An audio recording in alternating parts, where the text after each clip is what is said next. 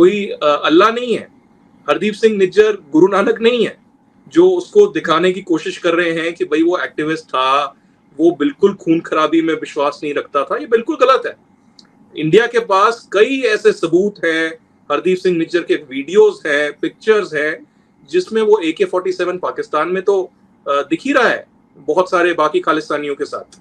वो British Columbia में भी AK-47 लेके घूम रहा है और आर्म्स ट्रेनिंग दे रहा है लोगों को ओपनली। और पिछले 6 से 7 साल से इंडिया बार बार उनको कहता रहा कैनेडियंस को कि इस पे एक्शन लो, लेकिन कोई एक्शन नहीं ले रहा। और कोई उनको कोई मजबूरी भी नहीं है कोई एक्शन लेने की, क्योंकि अब सिखों की पॉपुलेशन वहां इतनी ज्यादा हो गई है और उनको इतना रेडिकलाइज किया गया है कि जस्टिन ट्रूडो के खुद हाथ बंधे हुए हैं। जो NDP जगमीत सिंह उनके पार्टनर हैं, वो उनको कुछ करने नहीं दे रहे। और जैसा आपको पता होगा क्योंकि आप पाकिस्तान में हैं, हिलरी क्लिंटन ने आज से 10 साल से पहले कहा था कि if you nurture and if you don't take any action on snakes on your backyard, then the same snakes will bite you. और यही कनाडा के साथ होगा। हम अफगानिस्तान और पाकिस्तान को तो बहुत कोसते हैं, तालिबान को बहुत कोसते हैं, लेकिन जो जो ऐसे देश जो बाहर दिखावा करती है कि हम तो डेमोक्रेसी में और इंटरनेशनल रूल ऑफ लॉ में बिलीव करते हैं, लेकिन पीछे आतंकवादियों को शह भी देते हैं और उनको इस्तेमाल भी करते हैं अपनी फॉरेन पॉलिसी की तरह, जैसे अमेरिका ने भी किया मुजाहिदीन को अफगानिस्तान में, तो वैसे ही कनाडा खालिस्तानियों को as a foreign policy tool इस्तेमाल कर रहा है हिंदुस्तान के खिलाफ। लेकिन ये ज्यादा दिन चलने नहीं वाला। जय हिंद दोस्तों। अच्छा, पाकिस्तान और कनाडा, यहाँ पर जो लोग ये जैसे कि निज्जर मारा गया और फिर पाकिस्तान में जो हाफिज सईद, उसका बेटा, उसका बहनोई, ये तो बड़े लेवल के थे। हाफिज सईद के बिल्कुल करीबी हैं बहनोई और बेटा। ये तो स्ट्रेटजी बनाने वाले हैं, क्योंकि अब ऐसा तो नहीं है कि ये खुद लोग बम पे बांधेंगे और जाके भीड़ में फट जाएंगे। इस तरह से रेडिकलाइज तो ये अपने मोहरों को करते हैं, ये खुद इस तरह के काम नहीं करते। और ये बड़े बड़े लेवल के लोग हैं। ये लोग तो सारी योजनाएं बनाते हैं, कैसे एक टेररिस्ट को तैयार करना है, उसे फिर कैसे भारत में सीमा में घुसाना है, कैसे जाके वो अपने काम को अंजाम देगा। ये तो स्ट्रेटजी बनाने वाले लोग हैं। और अब इन टॉप के टेररिस्टों को कोई निपटा रहा है, तो स्वाभाविक है पाकिस्तान और कनाडा, इनका मीडिया तो सीधा सीधा भारत को टारगेट कर रहा है। हालांकि सबूत नहीं है इनके पास, तो रॉ ऐसा कर सकती है क्या? हालांकि ये गैंग वॉर चल रहा है और टॉप लीडर निपट रहा है, इसलिए थोड़ा शंका है लोगों को भी कि हाँ, हो सकता है रॉ का हाथ इसमें हो, क्योंकि टॉप लीडर के टॉप टेररिस्ट हैं ये लोग तो पूरी प्लानिंग करते हैं कि टेररिस्टों को कैसे घुसाना है। मास्टरमाइंड तो यही रहते हैं और इनका एक के बाद एक निपट जाना, वो भी अज्ञात लोगों के द्वारा। तो थोड़ा रॉ पर शंका होती है। हालांकि रॉ ऐसा नहीं करेगी। रॉ के लिए तो ये छोटे मोटे प्यादे ही हैं, इनको निपटाने से होगा क्या? मेन चीज़ तो स्वाभाविक है, फंडिंग होती है। फंडिंग रोक दो तो टेररिस्ट जैसे उनकी रीढ़ टूट गई, किसी काम के ही नहीं रहेंगे। मेन काम तो ड्रग्स का हो, स्मगलिंग का हो, ह्यूमन ट्रैफिकिंग हो, इन सब चीज़ों के जरिए इनके पास पैसा पहुंचता है। उस चैन को तोड़ने का काम मेन है। एक एक दो दो ये टोचिया से निपटाने से होगा क्या? निज्जर चला गया, दूसरा निज्जर खड़ा हो जाएगा। अब हाफिज सईद खुद चला जाए तो दूसरा खड़ा हो जाएगा। मेन पॉइंट तो ISI है पाकिस्तान में सारे। अब जैसे कि कोई टेररिस्ट भारत की तरफ आता है तो ये लोग सेलिंग शुरू कर देते हैं पाकिस्तान की आर्मी, तो उस कारण से उसे घुसने में आसानी मिल जाती है। तो इन छोटे मोटे टेररिस्टों को रॉ टारगेट करे, स्वाभाविक है ऐसा होना मुश्किल है। हालांकि मोसाद इसके लिए जानी जाती है। मोसाद का तो नियम है कि इजराइल के लिए कोई खतरा बनने वाला है, बना नहीं है लेकिन बनने वाला है, तो उसे वो पहले ही निपटा देते हैं। ये मोसाद का ट्रैक रिकॉर्ड रहा है।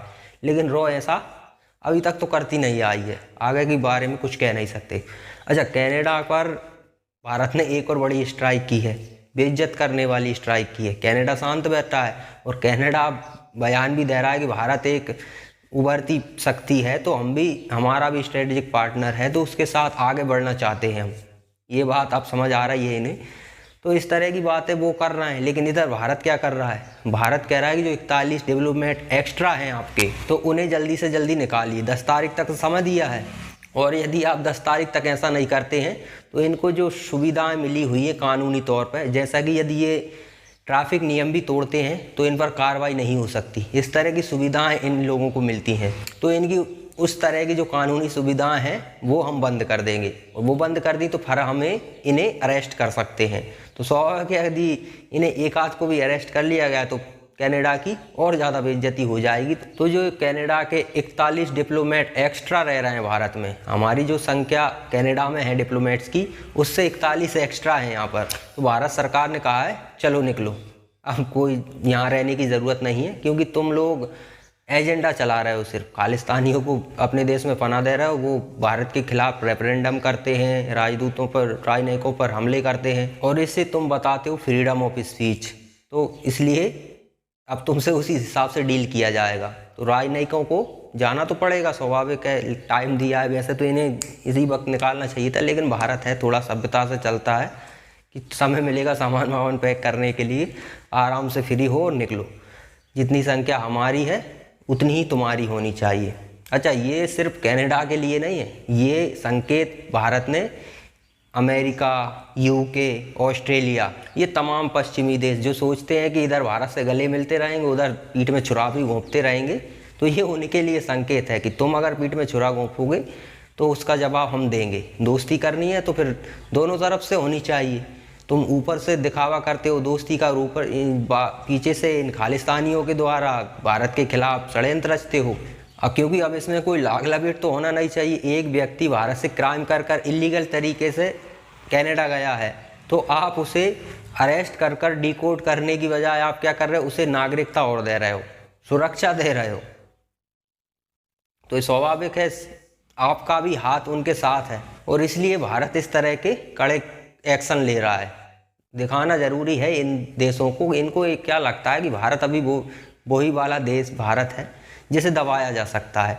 लेकिन अब भारत, स्वाभाविक है, जो आंख मिलाएगा उससे आंख मिलाएंगे, कोई आंख उठा के बात करेगा तो उसकी आंखें नीची करना भी भारत को अब आता है। तो जस्टिन ट्रूडो ने कभी सोचा नहीं होगा कि परिणाम ये निकलने वाले हैं। राजनीतिक लाभ लेने के चक्कर में कनाडा की घनघोर बेइज्जती करवा दी है ट्रूडो ने। पिछले 10 साल में इंडिया ने 26 एक्सट्रेडिशन रिक्वेस्ट भेजी हैं कनाडा को। एक भी एक्सट्रेडिशन रिक्वेस्ट कैनेडियन की सिक्योरिटी एजेंसीज ने या प्राइम मिनिस्टर्स ऑफिस ने उसमें रजामंदी नहीं की है। 26 ऐसे आतंकवादी हैं, खालिस्तानी हैं और गैंगस्टर्स हैं जो मर्डर में, जो वायलेंस में, जो कम्युनल राइट्स में और थ्रेट करने में, किडनैपिंग में, बॉम्ब ब्लास्ट में इन्वॉल्व है, पंजाब में और बाकी जगहों में। लेकिन उनके खिलाफ कनाडा ने कोई एक्शन नहीं लिया, ना उनको अरेस्ट किया, ना उनको डिटेन किया, ना उनके पीआर या सिटीजनशिप को एंड किया, और ना ही उनका एक्सट्रेडिशन हुआ। तो कहां से एक्शन होगा? और ये जो आपने गुरपतवंत सिंह पन्नू की बात की, ये इसके पास ड्यूल सिटीजनशिप है जहां तक मुझे पता है। ये कनाडा का भी सिटीजन है, ये अमेरिका का भी सिटीजन है। और अगर कनाडा जो जस्टिन ट्रूडो हैं वो पार्लियामेंट में आते हैं और कहते हैं जी हम इंटरनेशनल रूल ऑफ लॉ में बिलीव करते हैं, हम डेमोक्रेसी में बिलीव करते हैं, वो जो यूएनजीए के लिए निकलते हैं वहां भी बोलते हैं जी हम इंटरनेशनल रूल ऑफ लॉ में बिलीव करते हैं। अगर आप करते हैं इंटरनेशनल रूल ऑफ लॉ में बिलीव, तो एक्सट्रेडिशन क्यों नहीं कर रहे आप? This is a test case for Canada कि आप जस्टिन ट्रूडो, गुरपतवंत सिंह पन्नू को इंडिया के हवाले कीजिए। इंडिया ने तो आपको सारे सबूत दिए हैं। पिछले 5 से 10 साल से पन्नू हर हफ्ते एक वीडियो बना रहा है, हर हफ्ते जो है धमकी दे रहा है। उसने प्रधानमंत्री मोदी के खिलाफ धमकी दी, उसने एनएसए अजीत डोवाल के खिलाफ धमकी दी, उसने फॉरेन मिनिस्टर जो भारत के हैं जयशंकर उनके खिलाफ दी, और अमित शाह जो होम मिनिस्टर हैं उनके खिलाफ दी। उसके बाद उसने कनाडा में, यूएस में, ऑस्ट्रेलिया में और यूके में पोस्टर्स छापे इंडियन हाई कमीशन और इंडियन एम्बेसडर्स के खिलाफ और जो काउंसिल जनरल हैं उनके खिलाफ, और बोला कि किल इंडिया। इसका सीधा मतलब है कि ये टारगेट है इंडियन एम्बेसडर और इंडियन डिप्लोमैट्स। तो मुझे लगता है कि कनाडा को एक इंट्रोस्पेक्शन का समय है। ये कनाडा को एक आत्मचिंतन करना पड़ेगा, समझना पड़ेगा कि भाई वो डेमोक्रेसी के साथ खड़े हैं, क्या वो इंटरनेशनल रूल ऑफ लॉ के साथ खड़े हैं, या फिर वो यही तकियानूसी इस्तेमाल जो चीजें कई सालों से होती रही हैं आतंकवाद को शह देते रहेंगे।